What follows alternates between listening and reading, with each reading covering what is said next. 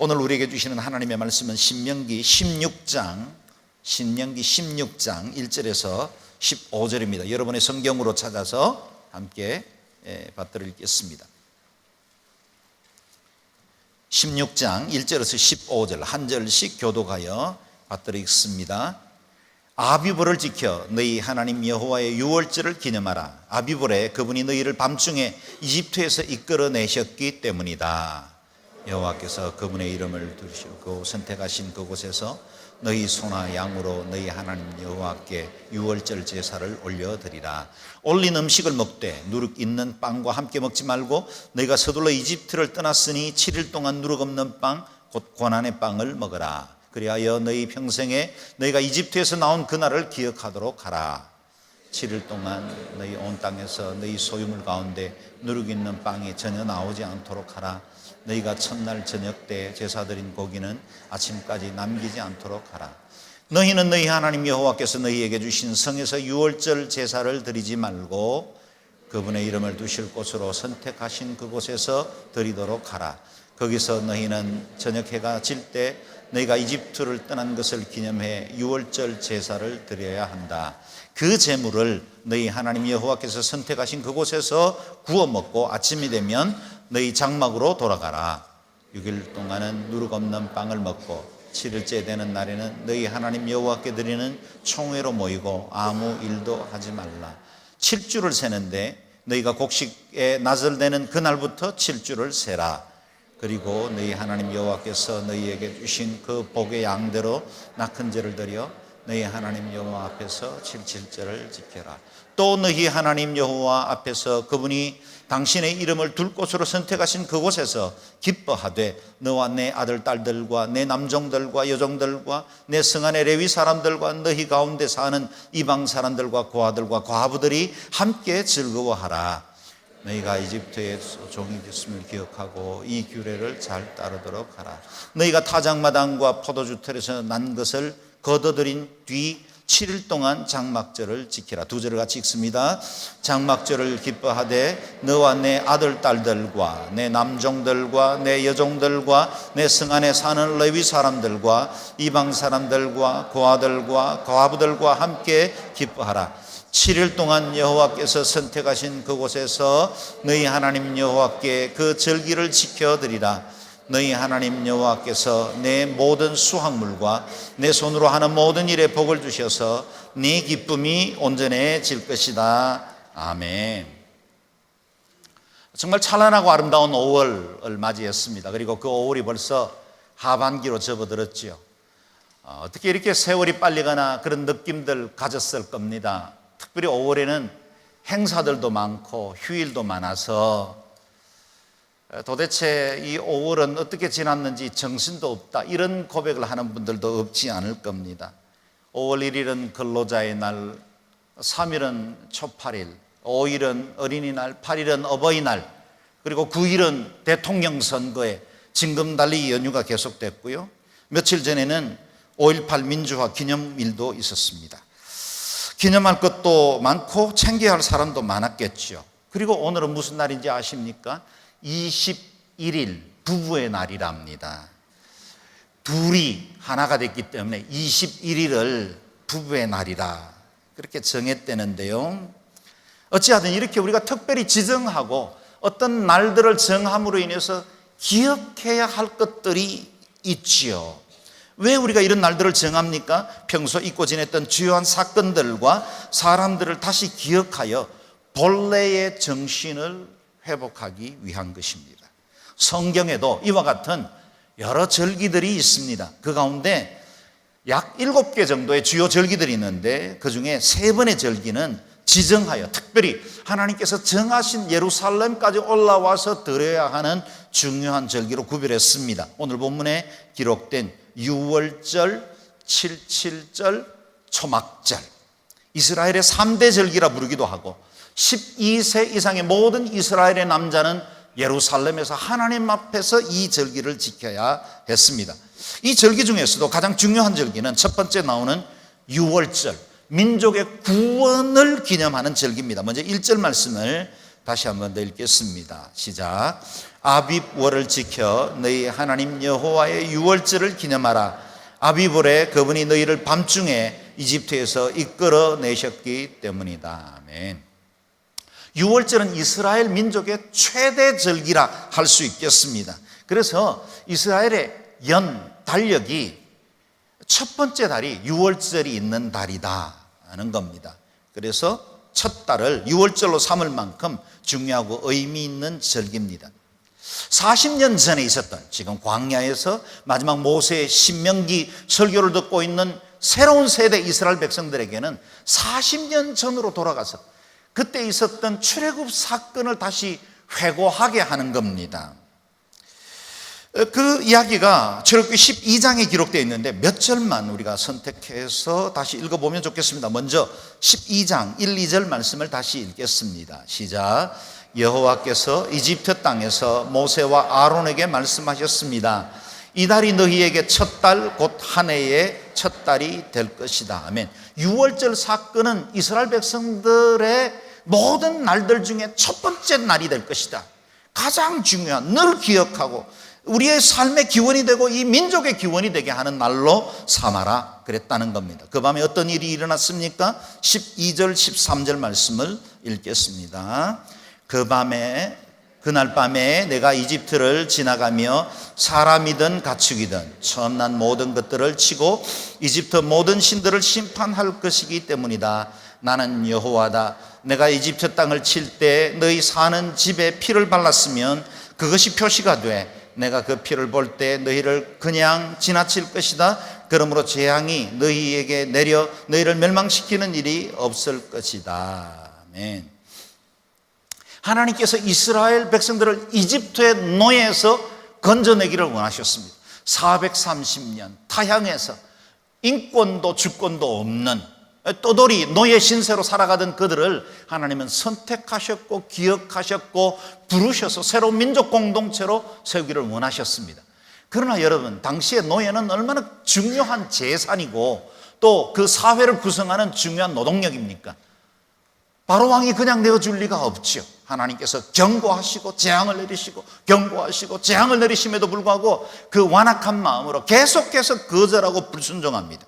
그래서 마지막 10번째 재앙에는 이집트에 있는 모든 장자들을 짐승의 첫 새끼까지 다 치기로 결정을 하셨습니다. 이 어마어마한 저주가 이집트 전역을 덮을 때 하나님께서 이스라엘 백성들을 보호하시고 선택한 백성들의 집에는 이 재앙이 미치지 않도록 하기 위해서 유월절 그날 양을 잡고 그 피로 문설주와 임방에 바르라는 겁니다. 그리고 그 저주의 신이 그 피를 보면 유월 뛰어넘게 한 절기, 그것을 기념하는 것이 바로 유월절입니다.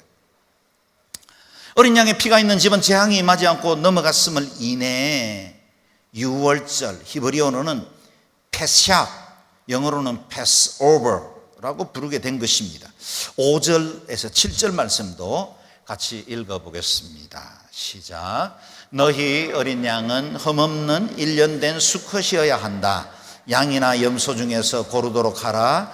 그것을 이달 14일까지 잘 간직하고 있다가 이스라엘 온 회중이 저녁 무렵에 잡도록 하라.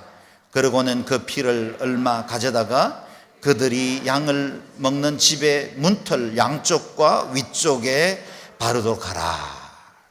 그리고 이 유월로 인하여 패스오버로 인하여 구원받은 그날을 자녀들과 손주들에게 대대로 하나님의 이 구원하심을 전하도록 한 절기가 유월절입니다.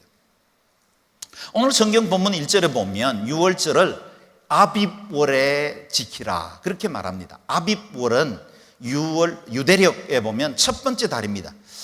우리 중에 어떤 분은 첫 번째 달은 혹시 니산 달이 아닙니까?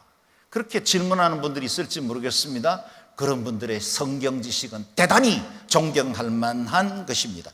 아빕월과 니산달은 같은 달입니다. 그런데 바벨론 포로 시대를 중심으로 해서 그 이전에는 아빕월이라 불렀고 그 이후부터는 니산달이라 그렇게 부르기 시작한 것입니다. 그래서 성경에는 아빕월과 니산달이 병기되어 있지만 실제로 같은 달 6월절이 있었던 그 달을 의미합니다. 그 해의 첫 번째 달이죠. 이 아비벌이라는 말은 농경사회를 배경으로 형성된 달력이라 할 수 있겠습니다. 아비브라는 말은 봄, 그런 뜻입니다. 지금 현대 이스라엘의 수도를 우리는 텔아비브라고 부르지 않습니까?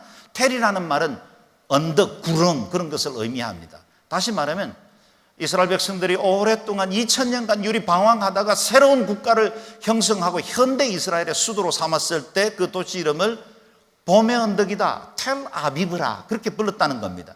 다시 말하면 6월절이 위치한 절기 자체가 봄이다라는 사실을 우리는 아빕월이라는 말을 통해서 발견할 수 있게 됩니다.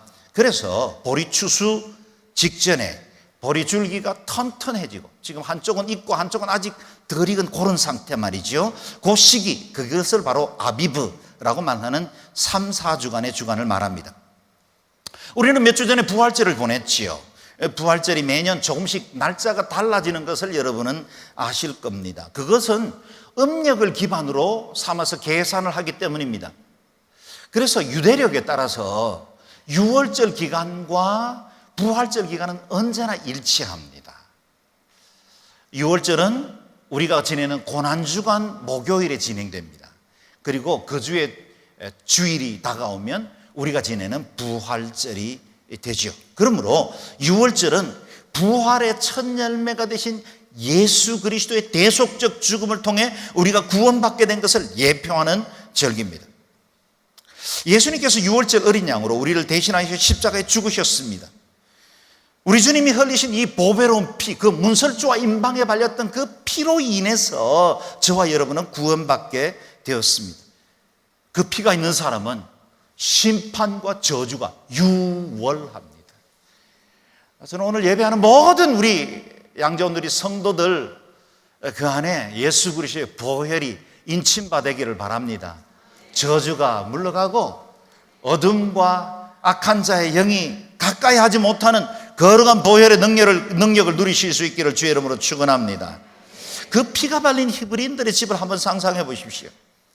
문설주와 임방에 피가 발렸다고 해서 그 집안에 있는 사람들이 다 도덕적으로 훌륭하거나 인격적으로 사람들에게 존경받는 사람들은 아니었을 겁니다.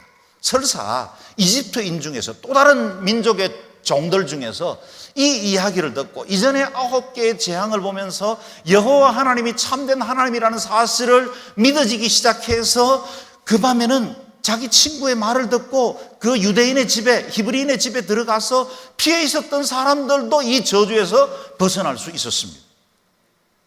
본 것은 한 가지밖에 없습니다. 어린 양의 피가 있는가? 여러분, 우리가 마지막 날 주님 앞에 심판대에 설 때에도 우리 주님은 우리에게 한 가지만 볼 거예요. 너의 인격은 어땠는가? 너는 그동안 어떻게 살았는가? 좋은 친구가 있는가? 그동안 도덕적으로 종교적으로 의로운 사람인가? 그걸 보지 않고 너에게 예수 그리스도가 있는가? 그것 한 가지를 볼 거예요. 그래서 우리가 이 보배로우신 이름, 이 거룩하신 이름을 믿고 붙들고 이 이름 때문에 우리가 승리할 수 있는 것입니다. 여러분의 심령과 저의 인생에 예수 그리스도의 보혈이 인쳐지고 일평생 주님 한 분만 붙들고 사시기를 주의 이름으로 축원합니다. 아멘. 그렇다면 6월절은 어떻게 지켜야 합니까? 자세한 방법이 2절에서 4절 말씀에 나옵니다. 읽어보겠습니다. 여호와께서 그분의 이름을 두시려고 선택하신 그곳에서 너희 소나 양으로 너희 하나님 여호와께 6월절 제사를 올려드리라. 올린 음식을 먹되 누룩 있는 빵과 함께 먹지 말고 너희가 서둘러 이집트를 떠났으니 7일 동안 누룩 없는 빵 곧 고난의 빵을 먹으라. 그리하여 너희 평생에 너희가 이집트에서 나온 그날을 기억하도록 하라. 7일 동안 너희 온 땅에서 너희 소유물 가운데 누룩 있는 빵이 전혀 나오지 않도록 하라. 너희가 첫날 저녁 때 제사 드린 고기는 아침까지 남기지 않도록 하라. 아멘. 무엇보다 먼저 우리에게 명령하시는 것이 무엇입니까? 여호와께 6월절 제사를 올려드리라. 거룩한 절기를 지키라고 말씀하십니다. 구원받은 이들의 첫 번째 의무는 예배하는 일입니다. 그 무엇보다 예배를 통해서 하나님께서 우리를 구속하신 은혜에 감사하고 그의 이름을 찬양하는 일, 그것은 우리에게 너무 당연하고 아주 중요한 의무가 된다는 겁니다. 주님께서 이 유월절을 지키기 위해서, 잊지 말게 하기 위해서 특별한 유월절 예식을 정하셨습니다. 그런데 그 예식이 엄청난 예전이나 어마어마한 순서, 특별한 프로그램으로 제정한 것이 아니라 우리가 매일매일 가정에서 먹는 그 식탁에 하나님의 구원의 의미를, 메시지를 전달할 수 있도록 만든 것입니다. 놀랍지 않습니까? 유월절을 지키기 위해서는 큰 예배를 드리는 게 아니라 식탁에서 하나님의 은혜를 기억하고 아버지가 그 자녀가 또 다른 자녀에게 전달함으로 온 가족이 하나님을 경외하는 그런 가족으로 믿음의 가문을 세우게 한 것입니다. 믿음의 축복은 언제나 가정을 통해서 흘러가야 합니다. 특별히 준비된 몇몇의 목회자나 아니면 전임 사역자들에 의해서 우리의 믿음이 자라나는 게 아니라 아버지와 어머니를 통해서 자녀들에게 믿음이 전수되어야 합니다. 주일날 한 번 예배드리는 이 짧은 시간에 우리 아이들 맡기듯이 차세대 맡기고, 그리고 그 아이들이 신앙적으로 제대로 살 것이라고 기대하지 마십시오. 매 순간 우리 가정에서 우리가 만나는 아이들, 우리가 돌보는 그 아이들이 믿음으로 자라나도록 도와야 합니다. 그것이 바로 유월절 절기를 지키게 하신 하나님의 의도시다라는 겁니다. 유월절에 먹는 음식을 세데르, 문자 그대로 번역하면 order, 순서, 절차 이렇게 부릅니다. 그래서 유월절 음식을 먹되 일반 다른 평일날 식사와는 다른 식재료를 가지고 다른 순서에 따라서 음식을 먹게 한 겁니다. 정말 여기에 대해서는 하고 싶은 말이 많지만 시간적으로 이 일을 다 다룰 수는 없습니다. 이 음식을 먹되 정해진 순서를 지키면서 유월절 사건을 기억하고 자녀 세대에 전달하게 하신 것입니다. 세데르 식탁에는 마짜라고 부르는 무교병과 주로 6가지 정도의 음식이 올려집니다.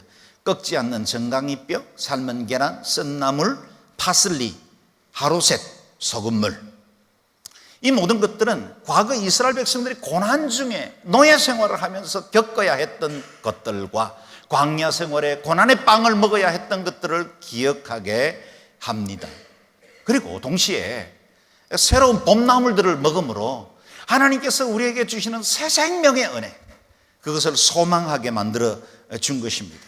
그래서 봄이 오면, 아비브가 되면 모든 것들이 소생하듯이 하나님의 은혜가 내 영혼을 소생시키시고 우리 공동체를 치유하시고 우리 가정을 새롭게 하실 거라는 믿음을 갖게 하는 것이 세데르, 이 음식입니다. 이 세데르를 할 때는 또 4잔의 포도주를 마십니다. 이 4잔의 포도주는 출애굽기 6장 6절 7절 말씀에서 비롯됩니다. 여러분에게 잘 보이지 않겠지만 제가 읽겠습니다. 그러므로 이스라엘 자손에게 말하기를, 나는 여호와라. 내가 이 애굽 사람의 무거운 짐 밑에서 너희를 빼어내며 그 고역에서 너희를 건지며, 2번째 잔 편팔과 큰 재앙으로 너희를 구속하여, 3번째 잔 내 백성을 삼고, 4번째 잔 나는 너희 하나님이 되리니 너는 애굽 사람의 무거운 짐 밑에서 너희를 빼어낸 너희 하나님 여호와인 줄 너희가 알지라. 이 음식을 먹는 중에 4개의 포도주 잔을 마시면서 4잔에 담긴 뜻을 삼킵니다.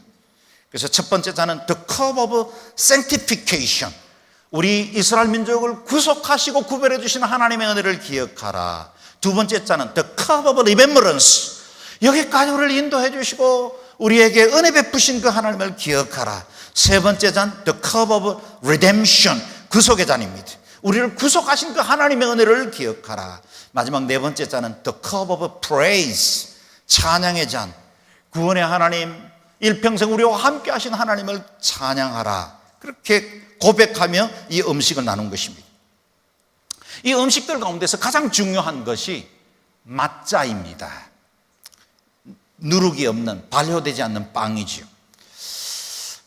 출애굽하던 그 밤은 갑작스럽게 떠났기 때문에 평상시에 이스라엘 백성들이 빵을 굽듯이 발효시켜서 이스트를 넣고 그리고 맛있게 우리 입맛에 맞는 빵을 구울 수 있는 시간이 없었다는 겁니다. 밀가루 반죽을 그냥 해서 천에다 싸고 그 길로 그 밤에 도망쳐 나오듯이 나왔기 때문에 출애굽의 긴박성을 말하는 것 중에 하나가 맞자입니다.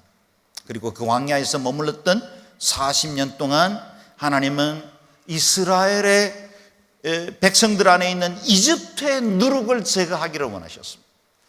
그들은 광야에 나왔지만 여전히 그들의 마음과 생각하는 이집트식 사고, 이집트의 생활 양식이 그대로 남아 있었습니다.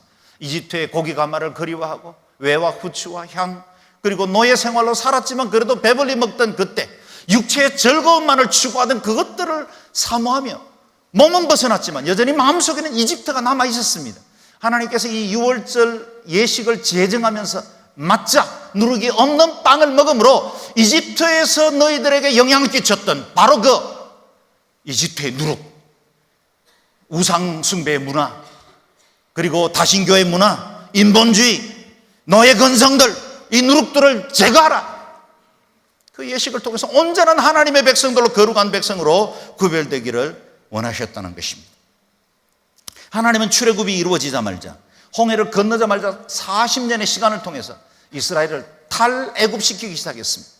출애굽보다 더 중요한 과정은 탈애굽입니다. 그래서 우리 안에 있는 누룩을 제거하고 철저하게 하나님의 사람으로 변화시켜 나간 것입니다. 그래서 누룩을 집안에서 제거한다는 것은 백성들의 마음 안에 있는 죄를 제거하라는 명령입니다.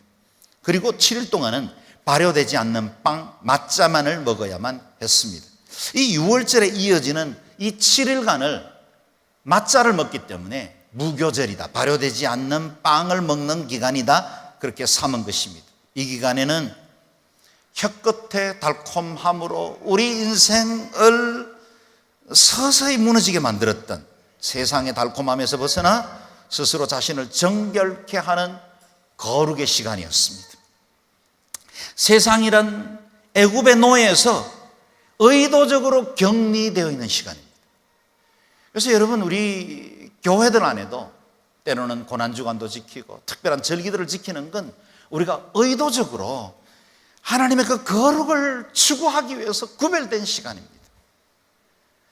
그래서 때때로 마음 어렵고 힘들 때, 내가 너무 세속적으로 편안하고 안일해진다고 여겨질 때 스스로 구별된 장소를 찾아가셔야 됩니다. 맞자를 먹는 마음으로 세상에 발효된 누룩을 제거하는 그런 경건의 시간을 갖지 않으면 우리가 온전한 하나님의 사람으로 살 수가 없습니다. 그렇다면 왜 7일입니까? 그 7일은 우리가 알고 있는 대로 천지 창조의 7날이죠. 내 속에 있는 예수 그리스도로 말미암아 새롭게 재창조되는, 리크리에이션 되는 시간, 그것이 바로 이 7날이었습니다. 우리가 매일 365날 그 어느 날도 예외 없이 거룩하게 살아야 하지만 연약한 인간이다 보니, 우리의 믿음이 연약하다 보니 자주 육체에 타협하게 되고 세상과 가까이 하고 죄에 무감각해지는 우리의 마음들, 그것들을 새롭게 하기 위해서 경건의 삶으로 도모하는 시간, 무교절의 시간, Divine Remind, 내 자신의 그 거룩을 다시 일으키는 시간, 그 시간들이 필요합니다. 우리 예수님께서도 제자들과 함께 이 유월절 음식 세데리를 드시면서 우리에게 이 유월절의 의미를 새롭게 하셨고 재창조하셨습니다. 제가 늘 성찬식을 행할 때마다 읽는 말씀이죠. 내가 여러분에게 전한 것은 주께 받은 것입니다. 곧 주 예수께서는 잡히시던 밤에 빵을 들어 감사하시고 떼시며 말씀하셨습니다. 이것은 너희를 위해 주는 내 몸이니 이 예를 행해 나를 기념하라. 이와 같이 식사 후에 또 한 잔을 들고 말씀하셨습니다. 이 잔은 내 피로 세운 새 언약이니 이 예를 행해 마실 때마다 나를 기념하라. 과거의 유월절이 아니라 오늘의 유월절이 된 것입니다. 저기 이스라엘 백성들의 유월절로 그치지 않고 오늘 저와 여러분들에게 임하는 유월절이 된 것입니다. 이와 같이 주님은 특정 시간을 절기로 구별할 뿐만 아니라 특정 공간도 구별해서 하나님 앞에 나올 것을 명령하십니다. 5절에서 8절 말씀 같이 읽겠습니다. 너희는 너희 하나님 여호와께서 너희에게 주신 성에서 유월절 제사를 드리지 말고 그분의 이름을 두실 곳으로 선택하신 그곳에서 드리도록 하라. 거기서 너희는 저녁 해가 질 때 너희가 이집트를 떠난 것을 기념해 유월절 제사를 드려야 한다. 그 재물을 너희 하나님 여호와께서 선택하신 그곳에서 구워 먹고 아침이 되면 너희 장막으로 돌아가라. 6일 동안은 누룩 없는 빵을 먹고 7일째 되는 날에는 너희 하나님 여호와께 드리는 총회로 모이고 아무 일도 하지 말라. 아멘. 유월절을 지키되 자신이 살고 있는 곳 아무 곳에서나 지키는 것이 아니라 우리 주님께서 그 이름을 두신 거룩한 장소로 구별되어 모여서 함께 예배하라 했습니다. 그분의 이름을 두실 곳으로 선택하신 그곳에서 드리도록 하라. 그곳이 어딜까요? 예루살렘입니다. 하나님께서 구별하여 세우신 성전 중심으로 예배하라고 요구하십니다. 오늘날 우리는 언제 어디서나 예배할 수 있습니다.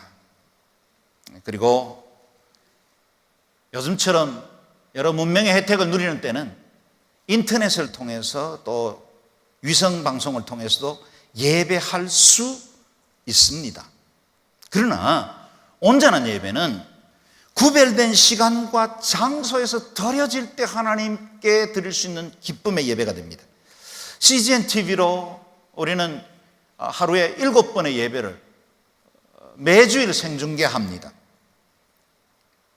CGN TV의 생중계 예배는 몸이 약하거나 도저히 예배당을 찾을 수 있는 환경이 되지 않는 사람들, 그런 분들을 위해서 마련한 길이지, 그것이 우리의 게으름이나 적당한 신앙을 위한 편리의 도구가 되어서는 안 됩니다.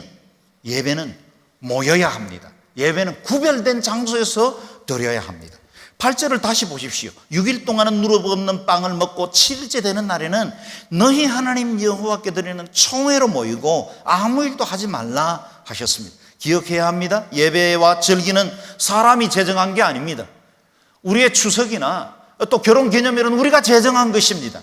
그러나 유월절이나 다른 절기들은 하나님이 제정하셨고 그것을 하나님의 방법으로 예배해야만 되는 날입니다. 내가 임의로 왜곡시키면 안 됩니다. 기억해야 합니다. 예배는 내 즐거움과 만족을 드리는 것이 아니라 하나님을 기쁘시게 드리는 산 제사가 되어야 합니다. 기억해야 합니다. 예배는 구별된 곳에서 공동체적인 예배로 드려질 때만 온전할 수 있습니다. 두 번째 절기는 77절입니다. 77절. 9절에서 10절 말씀을 같이 읽겠습니다. 시작. 7주를 세는데 너희가 곡식에 나절되는 그날부터 7주를 세라. 그리고 너희 하나님 여호와께서 너희에게 주신 그 복의 양대로 낙헌제를 드려 너희 하나님 여호와 앞에서 77절을 지키라. 아멘. 77절은 유월절, 곧 무교절이 있고 난 이후에 무교절 기간에 있는 초실절, 첫 번째 열매가 맺은 보리나 밀에 나설되어 추수를 한 그날부터 7주간을 계수해서 오는 그 절기를 의미합니다. 유월절 아비브에 가장 먼저 익은 곡식의 열매를 일부 추수해서 하나님 앞에 곡식의 번제로 드립니다. 그것을 초실절이다 그렇게 부릅니다. 우리 예수님은 유월절 그 밤에 십자가에 못 박혀 돌아가셔서 어린 양의 보혈이 되셨고, 그리고 사흘이 지난 다음에 초실절에 바로 그날에 안식 후 첫날 그날에 부활하셨습니다. 그래서 우리 예수님은 부활의 첫 열매가 되었다 그렇게 우리가 부르지요. 우리 주님께서 이와 같이 부활절의 첫 열매가 된 이후에 7주를 세어 50번째 되는 날 절기를 지키라고 하셨는데 7일에 7주, 77에 49, 그 다음 날은 50일, 그래서 오순절이 됩니다. 가장 큰 추수의 날이죠. 초실절 이후에 모든 곡식들이 다 이제 무르익고 큰 풍요와 축제의 시간, 그것이 바로 오순절입니다. 그래서 이때 보리를 추수하는 시기에 맞춰 지내는 절기를 요즘은 잘 지내지 않지만 한국 교회는 맥추감사절이라 그렇게 절기를 지내기도 했습니다. 그 오순절에 성령께서 마가의 다락방에 모인 120명의 사람들에게 마치 마지막 날 추수하듯이 모든 성도들의 머리 위에 바람처럼 불처럼 임함으로 하나님께서 새로운 추수의 시대를 여셨습니다. 그래서 그 77절을 오늘날은 성령 강림절이라 그렇게 부릅니다. 올해는 2주 후면 6월 4일 주일이 성령 강림 주일입니다. 우리는 지금 성령을 대망하는 시기를 살고 있습니다. 추수의 때가 이르기 전에 하나님 앞에 내 영혼이 준비되고 더욱더 하나님 사랑하는 마음으로 추수를 기다리는 그런 시기를 살고 있는 겁니다. 지상에 존재하는 모든 교회는 이 오순절에 탄생했습니다. 그래서 우리 교회의 창립일도 곧 다가오고 있지만, 그러나 모든 지상에 존재하는 교회의 창립일은 성령 강림주일입니다.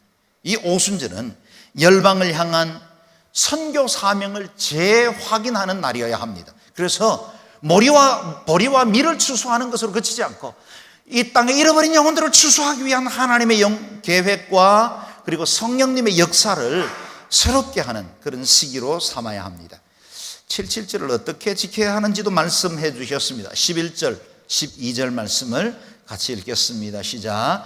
또 너희 하나님 여호와 앞에서 그분이 당신의 이름을 둘 곳으로 선택하신 그곳에서 기뻐하되 너와 내 아들 딸들과 내 남종들과 여종들과 내 성안의 레위 사람들과 너희 가운데 사는 이방 사람들과 고아들과 과부들과 함께 즐거워하라. 너희가 이집트에서 종이었음을 기억하고 이 규례를 잘 따르도록 하라. 아멘.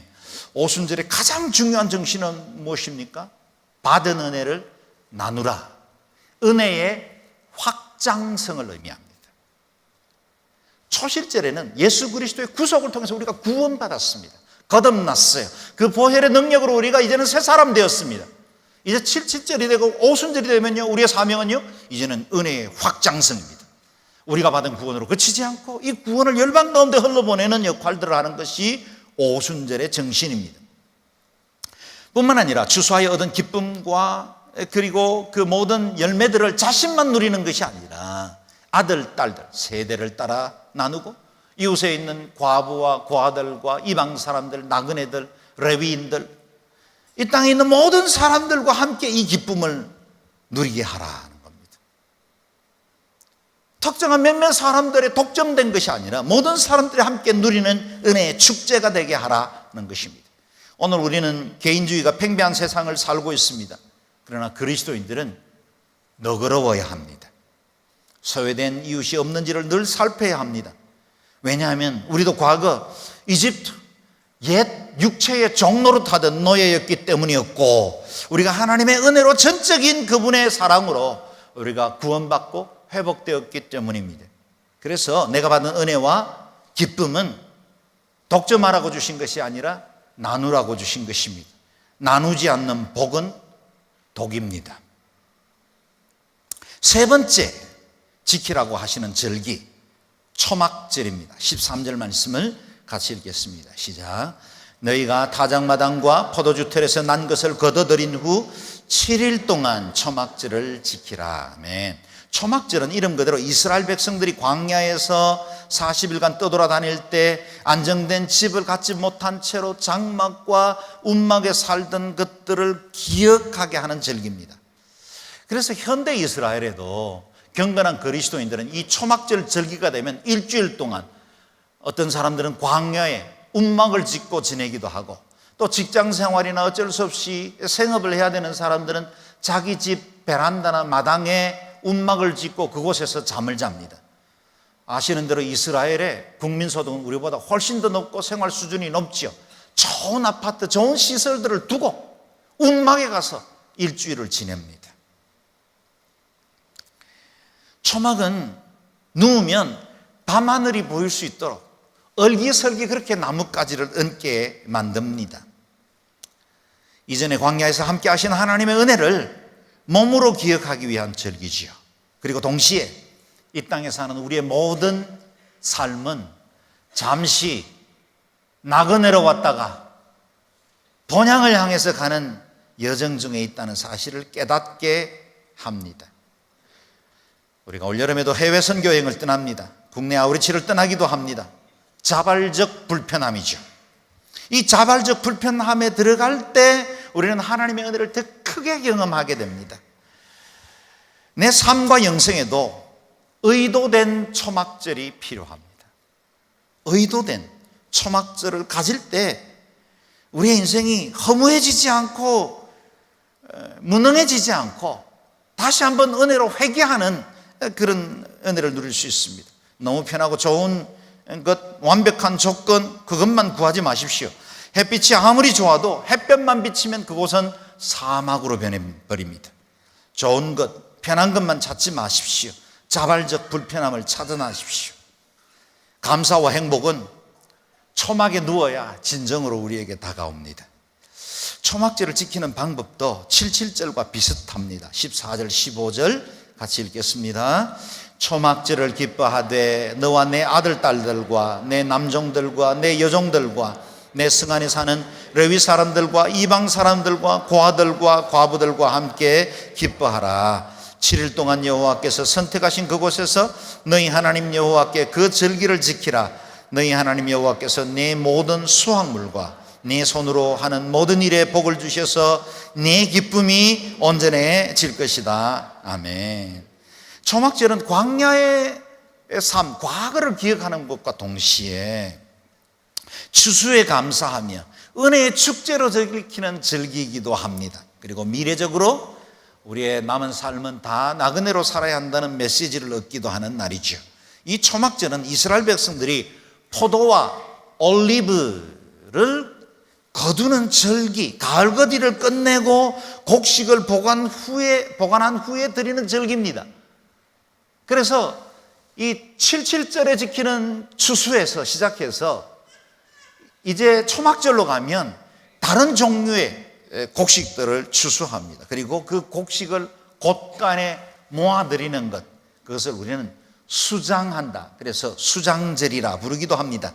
출애굽기 23장 16절의 기록을 보면 수장절 이야기가 나오는데요, 읽어보겠습니다. 수장절을 지키라. 이는 네가 수고하여 이룬 것을 연말에 밭에서부터 거두어 저장함이니라. 아멘. 초막절, 스스로의 불편함을 선택하는 절기라 그랬습니다. 수장절, 추수를 끝내고 축제하는 절기라 그랬습니다. 그런데 이 두 가지는 서로 어울릴 것 같아 보이지 않은 것도 사실입니다. 그러나 이 상반되어 보이는 두 절기가 하나인 것은 우리에게 이런 메시지를 던집니다. 항상 네가 어떤 것들을 얻고 누릴 때 그 근본이신 하나님을 기억하라. 가지셨습니까? 이제는 안정되셨습니까? 이만하면 충분하다고 여기십니까? 하나님의 은혜를 기억하셔야 되는 시간입니다. 그리고 자발적인 불편함과 나눔의 기쁨, 섬김의 기쁨을 누려야 할 시간이기도 합니다. 너희 하나님 여호와께서 내 모든 수확물과 내 손으로 하는 모든 일에 복을 주셔서 내 기쁨이 온전해질 것이다. 온전한 기쁨, 참된 행복은 우리에게 받은 이 은혜를 나눌 때만 이루어질 수 있습니다. 마지막으로 정리해 볼까요? 이스라엘의 봄에 맞는 절기는 유월절, 무교절, 77절입니다. 이것은 예수 그리스도의 초림과 구속의 사역을 예표합니다. 가을의 절기, 초막절, 장막절, 또 수장절, 이 절기는 마지막 날 추수시대를 예표합니다. 우리 예수 그리스도께서 다시 오실 때 모든 나라와 종족과 백성과 방언들이 함께 거룩한 예복을 입고 다시 오시는 그 주님을 맞이하게 해야 될 때 알곡과 쭉정이를 나누게 될 거예요. 수장절이 시작되는 겁니다. 어느 날 그날이 다가오고 있어요. 그래서 이 가을거디의 절기는 예수 그리스도의 재림을 대망하는 절기입니다. 예수님께서 이 초막절, 가을거디의 그 절기에 선포하신 말씀을 마지막으로 읽어보겠습니다. 요한복음 7장 말씀입니다. 시작. 초막절의 가장 중요한 날인 마지막 날에 예수께서 일어나 큰 소리로 말씀하셨습니다. 누구든지 목마른 사람은 다 내게로 와서 마시라. 누구든지 나를 믿는 사람마다 성경의 말씀대로 생수의 강이 그의 배에서 흘러나올 것이다. 이것은 예수를 믿는 사람들이 받게 될 성령을 가리켜서 하신 말씀이었습니다. 아멘. 남종과 여종에게 약속된 마지막 날에 성령의 역사가 기다리고 있어요. 은혜의 대추수 때는 하나님께서 믿는 사람들에게 성령을 부어주심으로 우리로 인하여 마지막 세대 사명 감당하게 하십니다. 성령 충만하십시오. 하나님의 은혜 늘 기억하십시오. 그래서 여러분의 삶을 통해서 놀라운 하나님의 은혜와 능력이 드러나는 거룩한 회복이 날마다 일어나기를 주의 이름으로 축원합니다. 아멘. 다 함께 일어나서 이 시간에 함께 기도할 때 하나님 우리의 심령과 삶 가운데 주여 회복하시고 능력 주시고 절기를 지키듯이 우리에게 유월절 구속의 은혜를 주신 그 주님을 따라 우리가 성령의 충만함도 받게 하시고 마지막 날에 우리에게 맡겨진 사명을 위해 살아가는 저희들 되게 도와주시고 우리의 가정이 믿음의 가문이 되게 하여 주옵소서. 통성으로 같이 기도하겠습니다.